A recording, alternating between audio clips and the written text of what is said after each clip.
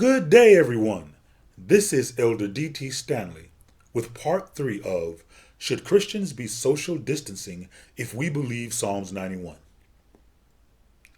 Completing this three-part message, I continue with Rick Renner's statement in Sparkling Gems Volume 1, July 10th.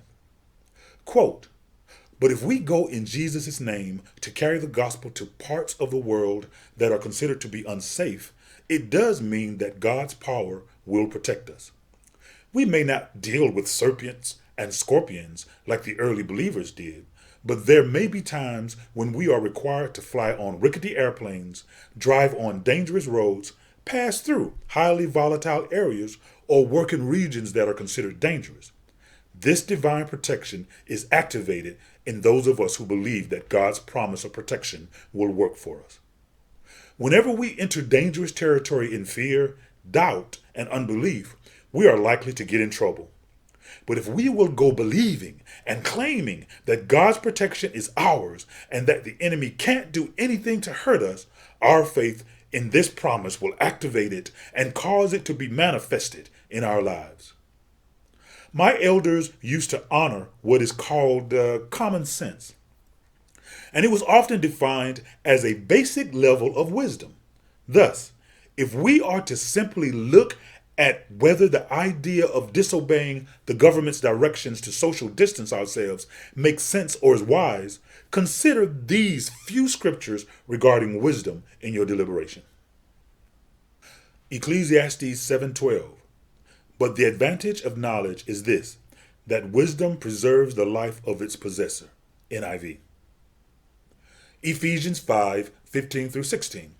Be very careful then how you live, not as unwise, but as wise, making the most of every opportunity because the days are evil. James 3:17. But the wisdom that comes from heaven is first of all pure, then peace-loving, considerate, submissive, full of mercy and good fruit, impartial and sincere. 1 Corinthians 3:18. Do not deceive yourselves.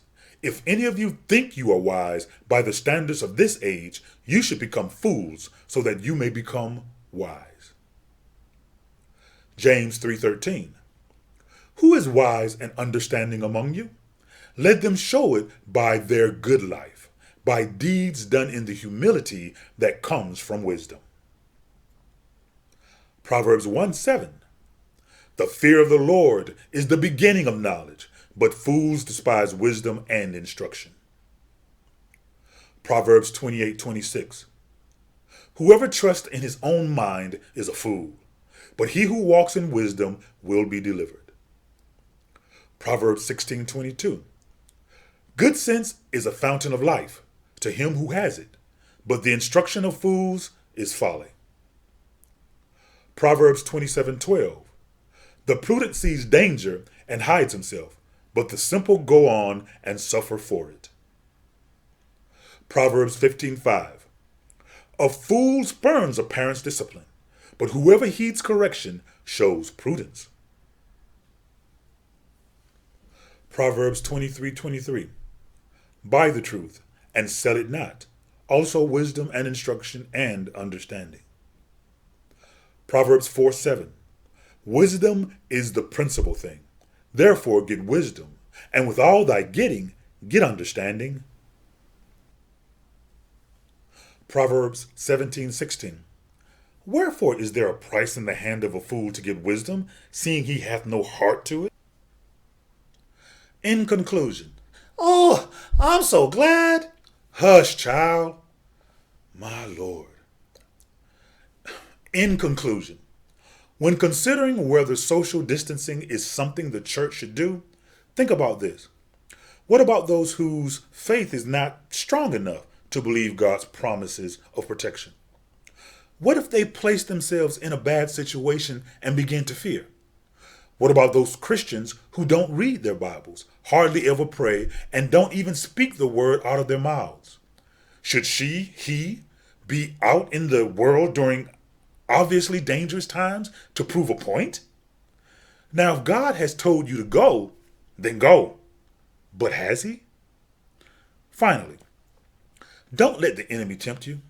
He tried that with Jesus. Be aware of the things that God intends us to do and those things in place for our protection.